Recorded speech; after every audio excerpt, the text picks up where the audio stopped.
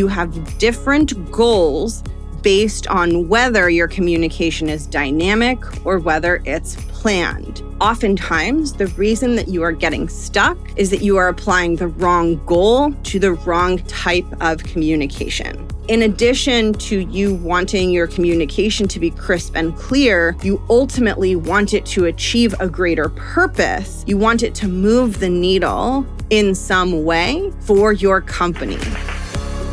Welcome to The Art of Speaking Up, a podcast that helps professional women access the limitless potential that lies within them. I'm your host, Jessica Guzik, and my mission is to help you find that spark inside you that has the power to transform your career in ways you may not have thought possible. I'm so excited that you're here. And now, on to the show.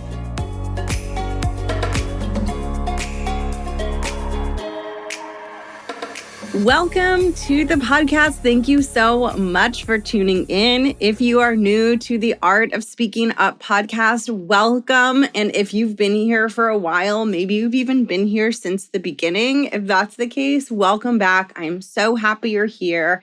I'm Jess. I'm the host and creator of the Art of Speaking Up podcast. And I created my podcast because I had a big dream in my heart to empower women in the corporate workplace. I really wanted to help women feel strong and solid and confident inside so that they can really go for the professional growth and the big, exciting, expansive career path that they desire. I do this work because I had a career in the corporate world. I don't anymore. I'm now a full-time podcast host and career coach for professional women, but I had a big dream. I wanted to become a leader and advance and rise up professionally. And I really struggled along that journey in building confidence and finding my voice. I had a ton of imposter syndrome. And I was able to work through those things and build genuine confidence from the inside out. But I felt like there was a real lack of professional development resources for women that were transparent and helpful and inspirational and real. And I started this podcast as my way of filling a void or a gap that I personally was experiencing when I was in my corporate career. So my goal is to equip you with the tools and resources and inspiration that you need to become successful, to feel like you can do that while being yourself, and to develop a very confident, powerful voice in the workplace. Today, we're talking about something that is at the heart of the work that I do. It's something that I think about all of the time.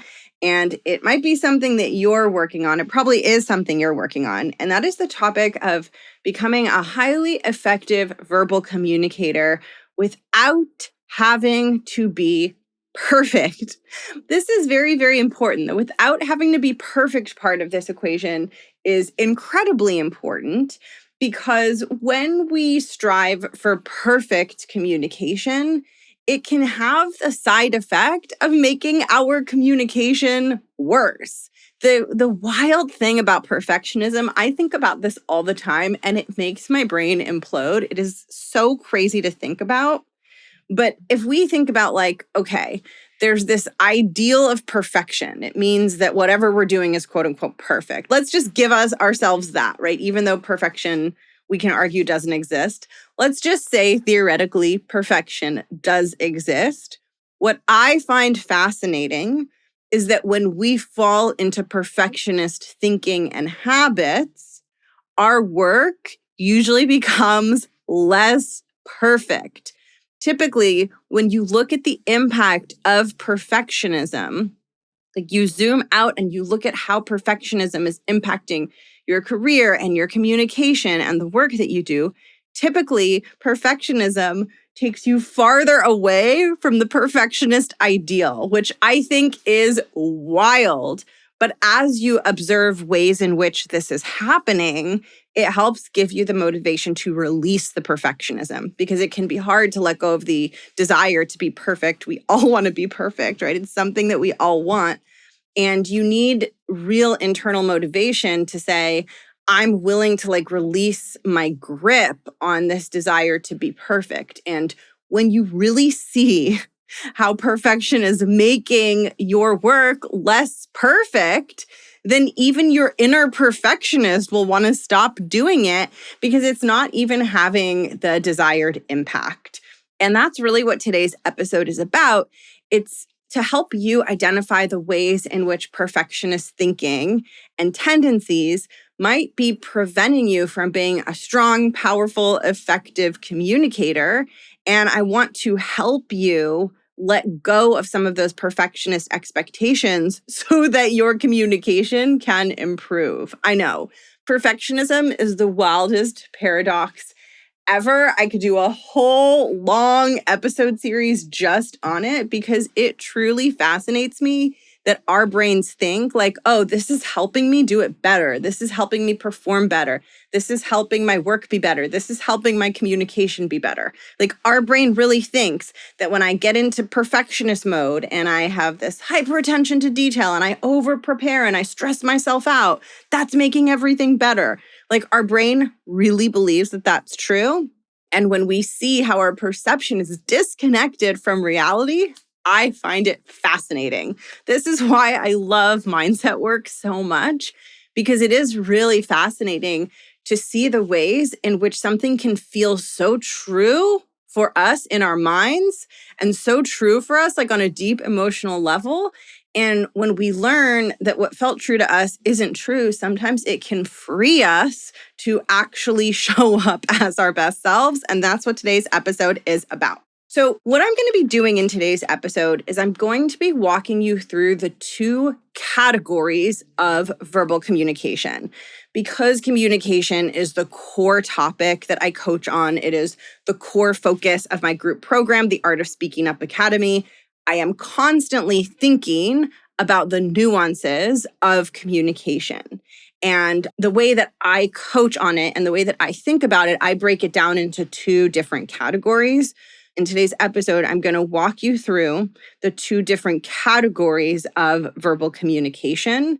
And I'm going to use those two categories to help you see where perfectionist thinking and tendencies might be preventing you from being as effective at communicating as you have the potential to be.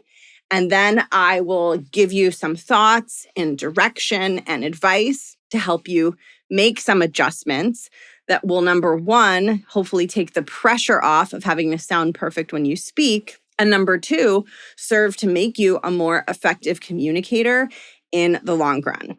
Okay, so let's start with the two kinds of verbal communication. Because if you think about it, I know like The Art of Speaking Up is a show largely focused on communication skills. A lot of my coaching work and program are largely focused on communication skills. Communication, though, is a broad word, right? It can mean so many things. And so I find it really helpful to take the idea of communication and break it down into more specific focus areas or more specific skills. And so that's what I want to do. So the two kinds of verbal communication that I work with my clients on, and this is the way that I conceptualize how to break down verbal communication, is one, dynamic verbal communication, and two, planned verbal communication. So these are what they sound like. And I'll walk through what each is and I'll share some examples so it's super clear for you. But dynamic verbal conversation is when you're communicating verbally, but you aren't pre-planning what exactly you are going to say.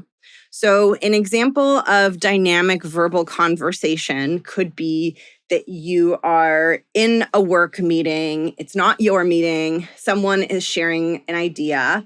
And then someone turns to you unexpectedly and says to you, hey, like, what are your thoughts on this? That's an example of dynamic, or we could also call it unplanned verbal communication, where you're going to be communicating, but it's not something that you've pre-planned in advance. It's any situation where you are not the presenter or the one leading the meeting, and you have not come in with a set agenda or structure of what you're going to be sharing. So like I said, that could be someone putting you on the spot in a meeting. It could be you proactively jumping into a conversation with a suggestion that is coming up for you in real time. It is literally any situation where you can't plan. I used to work at McKinsey, which is a management consulting company. And I remember that one of the things that we would do in some of the professional development trainings, like they would have us take professional development trainings every few months to help us communicate really well and develop our leadership skills. They were always incredible and super fun. And those trainings really inspire my coaching style. And I remember a question and an exercise that we would always do in those trainings at McKinsey is like they would give us a mock business case and we would work on it to solve the business case. And they would give us like questions to work on. And then they'd always say like, I want you to imagine that you run into the head partner of the business case on the elevator. You have 60 seconds. The partner asks you on the elevator ride, how is the project going? What's the latest? And you have 1 minute to give him an update. What do you say? And I think that example of like the quote unquote elevator pitch or like the elevator catch-up conversation is a perfect example of dynamic verbal communication where you don't have the chance to reflect and structure it in advance. So that is what I call dynamic or unplanned verbal communication. Now let's look at planned verbal communication. This is different. This is where you are communicating verbally, but you have spent time beforehand planning and structuring what it is you're going to say.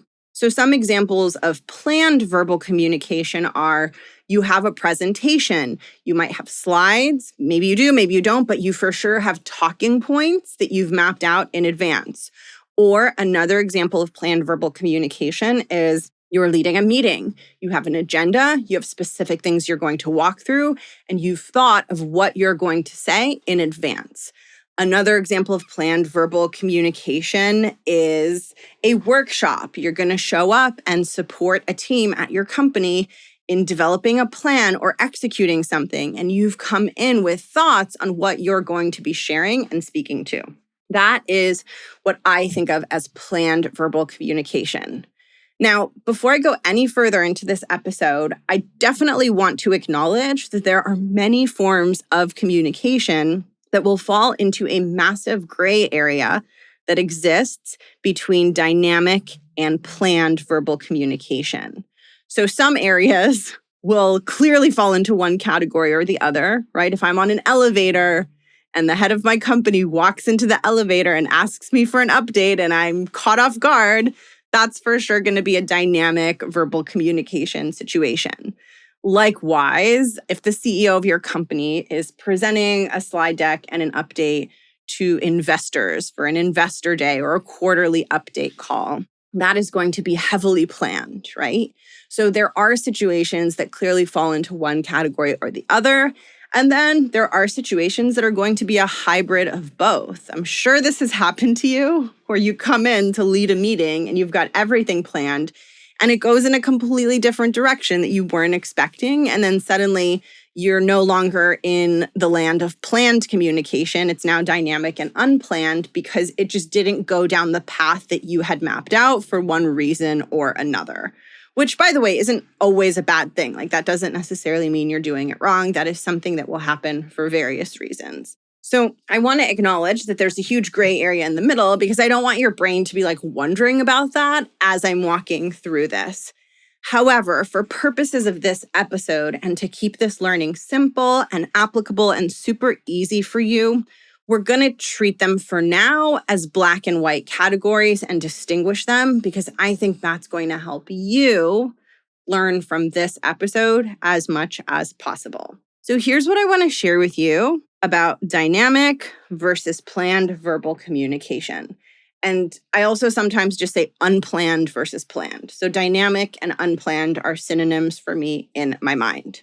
So with those two types of verbal communication, your goal is different. You have different goals based on whether your communication is dynamic or whether it's planned. I'm going to walk you through what the different goals are.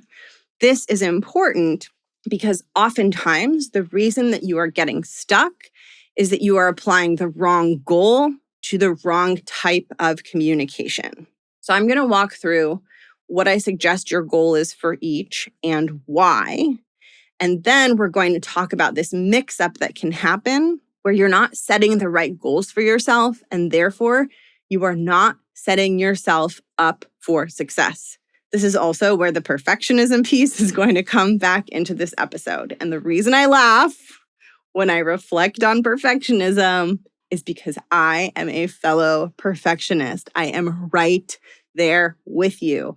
I have urges for things to be perfect. I have urges for everyone to like me and think I'm an amazing genius. I have urges to never mess up anything. I say this to express that I understand you. I understand how difficult it can be, and to encourage you and tell you that as uncomfortable as it is to let go of perfectionist tendencies, it is totally 100% worth it. But if you hear me laughing, I'm laughing at myself. Just want to make that clear. I laugh at myself a lot. It helps me get perspective on the things that can feel hard. Okay, so I'm going to walk you through the goal of each kind of communication. And I'm going to start by walking you through your goals when you are doing planned verbal communication, when you have time to reflect on how you are going to express what it is you want to share with your audience. So when your verbal communication is planned, you have two main goals. The first goal is you want to be crisp, clear, polished, concise.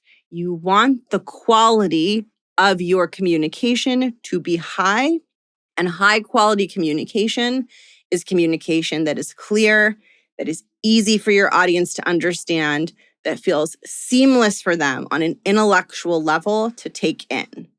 That is your first goal. Your second goal with planned verbal communication is to make an impact. If you are sharing a presentation or leading a meeting or leading a workshop or updating a room full of people on a project, your goal is to have an impact. You are updating them and speaking to them for a reason. There is some sort of outcome that you are trying to get closer to. So, for example, if I'm presenting a project proposal to a group of people, the outcome that I'm trying to get closer to is, hey, I want this group of people to greenlight this project proposal so I can execute this and drive results for my company. Or if I'm delivering a workshop to a team at my company, my goal might be, I want to help this group of people create this deliverable so that they can contribute to the growth and results of our company. So in addition to you wanting your communication to be crisp and clear, you ultimately want it to achieve a greater purpose. You want it to move the needle in some way for your company. So you could have the most crisp, clear presentation, but if you're unable to get approval from your audience, if you're unable to get buy-in, if you're unable to execute the workshop deliverable, it's not going to matter that your communication was so crisp because you haven't had the desired impact. You haven't created the results for the business.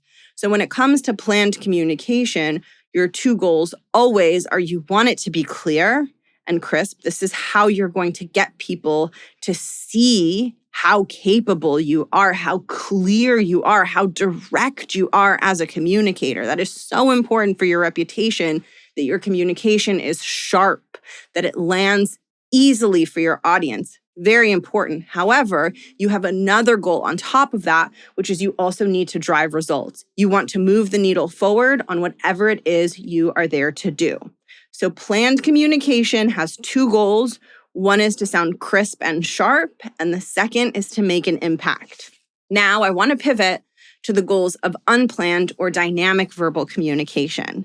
This is so important, and I really hope that this feels like relief for you, that you can exhale and drop your shoulders and stress a little bit less.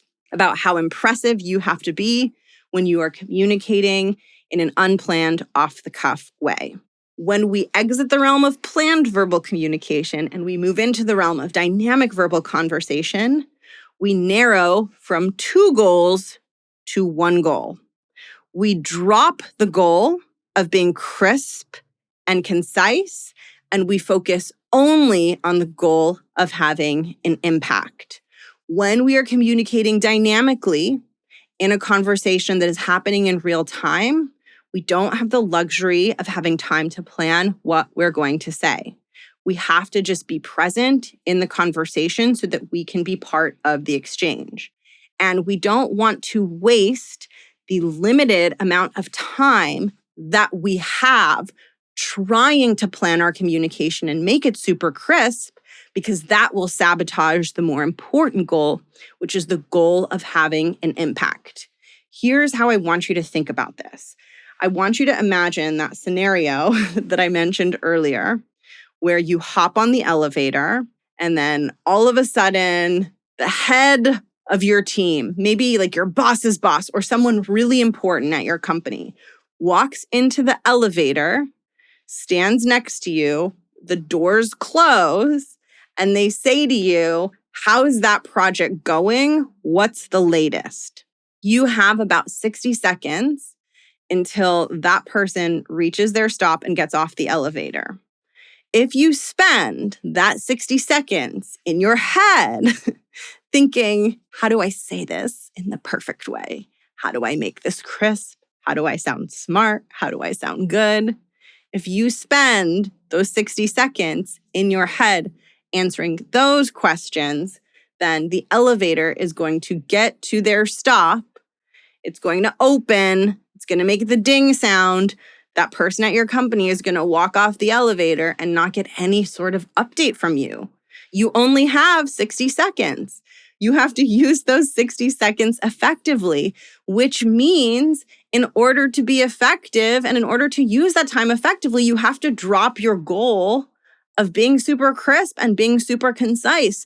The circumstance doesn't fully allow for it. You don't have the luxury of time. You have to use the time you have to be present in the conversation so you don't miss the opportunity to have an impact. Of course, it would be great if you could sound crisp and amazing and perfect, but if trying to sound crisp and amazing and perfect prevents you from saying anything at all, we have to put that goal to the side. And the way that I want you to think about it is when you're in meetings and these conversations are happening dynamically, every conversation you're in that's dynamic is like an elevator ride.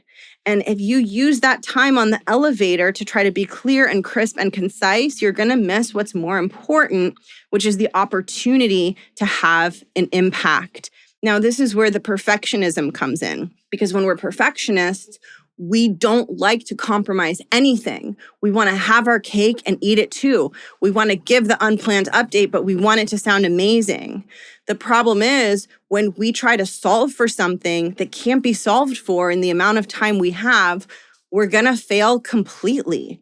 Just like if I'm in the elevator and I get asked a question, if I go into my head and I'm like, I need to answer this question perfectly, I'm going to run out of time and I'm going to deliver a worse answer than what I would deliver if I allowed myself to do it imperfect and do it a little bit messy. So this is the perfect example of perfectionism making outputs worse. When I get stuck in perfectionism, the elevator ride is over before I can make a contribution. And instead of that leader walking off the elevator thinking, wow, she's working on something really important, that leader walks off the elevator thinking, I don't know what she's working on. I didn't hear anything from her. She was quiet. They don't know that you were in your head spinning and planning. All they know is that they didn't hear much from you. And this might be something that is happening for you in meetings where you're spending the time in your head trying to get it right, to be crisp, to be concise. But then what's happening is that's taking away from your effectiveness. It's taking away from you getting noticed. because there isn't time in a dynamic conversation to plan and be crisp and concise. A dynamic verbal conversation is like an elevator ride. The elevator is moving. Someone is going to get off the elevator. It is going at its own pace. And if you don't let go of the desire to sound crisp and smart and perfect and polished, you're going to miss the opportunity to make an impact by making a verbal contribution. So what you want to do is make sure that you are applying the appropriate goals to the appropriate situations. When you are in dynamic conversation, your only goal should be to make an impact. You should not worry about being crisp and concise. Trust me on this. This is coming from someone. I built my career in part on the strength of my communication skills. I wasn't able to always be perfectly polished and concise in dynamic conversations, but I was able to show people like, hey, I'm here to help and I'm going to move the needle forward and I'm going to contribute ideas. I leaned on my planned communication as the place where I was like, this is where I'm going to blow you away with how clear, how seamless, how easy this experience of listening is going to be. This is where I'm going to show you what I'm made of. I'm not going to try to lean on unplanned conversation to try to help the leaders at my company see how crisp I am. That would be a mistake. That would deprive them of the opportunity to see how much I can problem solve and get in there and get messy in the conversation and help everyone get this over the finish line. If I want to show them how planned and crisp and polished I can be, I'm going to do it in the situations where I can do it properly. So to go back to the elevator analogy, if a leader enters into the elevator and asks me what I'm working on, I'm going to answer them imperfectly right away because I want to seize that opportunity to get visible in front of them, for them to know what I do, what value I'm adding. That is going to benefit my career, right? And then if I really want to impress them, then next time I'm delivering a project update that I know they're going to be attending, maybe it's a steering committee, right? Maybe it's some sort of approval meeting. Then that's the moment where I'm going to impress them with my clarity and my crispness and my polish. And the takeaway that I want you to come away with from this episode is I want you to reflect on whether you're being overly ambitious when it comes to your goals for dynamic, unplanned verbal communication, and whether you're mixing up your goals and thinking. Unplanned dynamic verbal conversation is where you have to be very polished and everything has to be very crisp and very high quality for your audience. That simply isn't true. And while I totally understand wanting to be able to do all the things, right? Like that's the perfectionism. I get it. The sooner that you can let go and realize that unplanned conversation isn't the best forum to show people how polished you are, the sooner you'll get visible and people will see you as a leader because you'll be in the conversation making an impact. And then for the part of you that's like, but wait, I want people to see how crisp I am and how good I am and how polished I am. So for that, I would say amazing. Lean on the forums where you are properly set up to do that and to do it well. Lean on the situations where you have the luxury of time and planning to add that layer of polish to your communication. This will ensure that you're using your focus wisely, that it is going to the right places, and that you are not leaning on perfectionism in ways that are ultimately preventing you from getting noticed, from making an impact, and from sharing your brilliance with the world. So that brings me to the end of today's episode. And I very much hope that you can see yourself in this and that you feel motivated to let yourself be messy and imperfect when you're communicating verbally in a dynamic, unplanned way. Now, here's one more thing I'll say to kind of comfort the perfectionist in you that might not love this and might not love the idea of allowing yourself to be messy. The one thing I'll say is that as you get better at planned communication and at being crisp and polished, it tends to spill over into your dynamic verbal communication. So I'll speak from my experience because that's an easy way for me to explain this to you. But the better I got at writing talking points for a slide, at walking a room full of executives through a complicated idea, but doing that in a very simple way, the better I got at that, the more those skills just naturally became a part of my communication style, and the more crisp my unplanned, dynamic verbal communication became. I think about it as sort of like cooking, right? If you get really good at following long, complicated recipes and making beautiful plates of food that take hours and hours to prep, if you do that a lot and practice lots of recipes and make lots of beautiful, highly time-consuming, very fancy plates of food, you're also going to get good at like cooking quickly when you don't have a lot of time and you don't have a lot of ingredients, because you're building cooking skills by making these super fancy plates of food, and you still have those cooking skills. So even if someone says, hey, like, I need you to make me a plate of food in 7 minutes and I only have these 4 ingredients, you'll probably be able to make something better because of all those fancy, time-consuming, meticulous recipes that you've been practicing. And the relationship between planned verbal communication versus dynamic verbal communication is very similar. When you slow down and you make your planned verbal communication very high quality, very crisp, very strong, what happens is you're building an overall communication skill set that's naturally going to start to spill over and spill out when you're participating in dynamic, unplanned verbal communication. This is why it is so wise to focus all of your perfectionist energy on your planned verbal communication and none of it on your dynamic verbal communication. When you're in a dynamic situation, focus on being a leader and making an impact. Thank you so much for tuning into today's episode. I had a ton of fun recording this. I really, really hope it was helpful for you. If you know someone who needs to hear this message, share this podcast episode with them.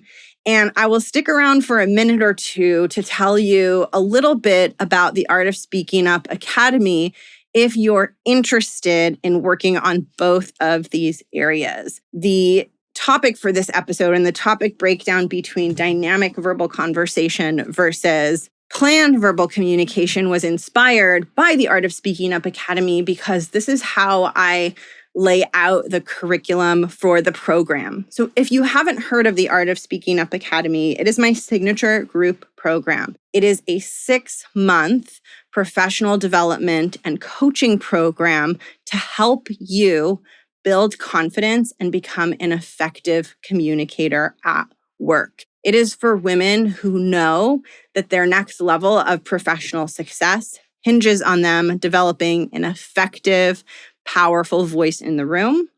And the curriculum that I teach is designed to help you do that.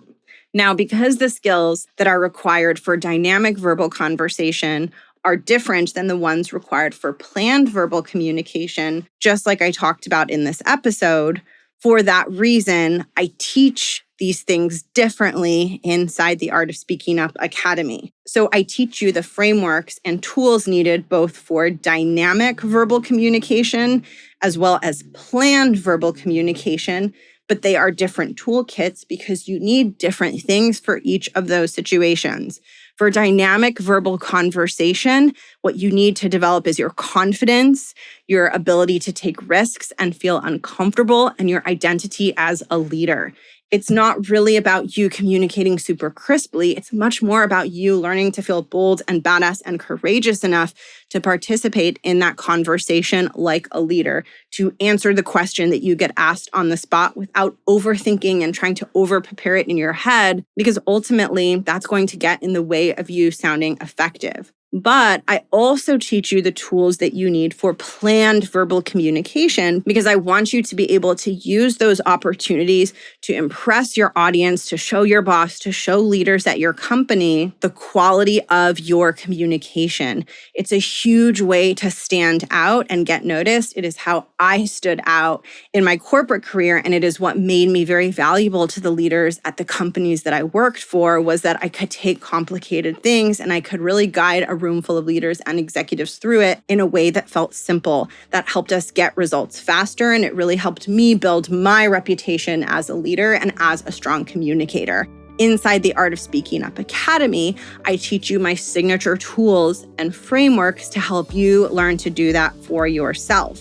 And like I mentioned, when you get good at planned communication and you learn to speak to your audience in a way that's clear and crisp and concise, it spills over into your dynamic communication and you become a better communicator overall. If that sounds like a process that you are ready to commit to and immerse yourself in, I invite you to head over to jessguzikcoaching.com/academy and add yourself to the waitlist. This ensures that you are going to be notified first as soon as I open the next cohort. Right now, the Art of Speaking Up Academy is sold out. However, as soon as I open the next cohort of the program, those on the waitlist are going to be first to find out. And last time I did that, the cohort filled up before I had a chance to announce it on the podcast, which means if you are ready to join the Art of Speaking Up Academy and you don't want to miss the next cohort, make sure you are on the waitlist. I will drop the link in the show notes. It is jessguzikcoaching.com/academy. Thank you so much for being here. Thank you so much for listening. And I will catch you in next week's episode. Bye.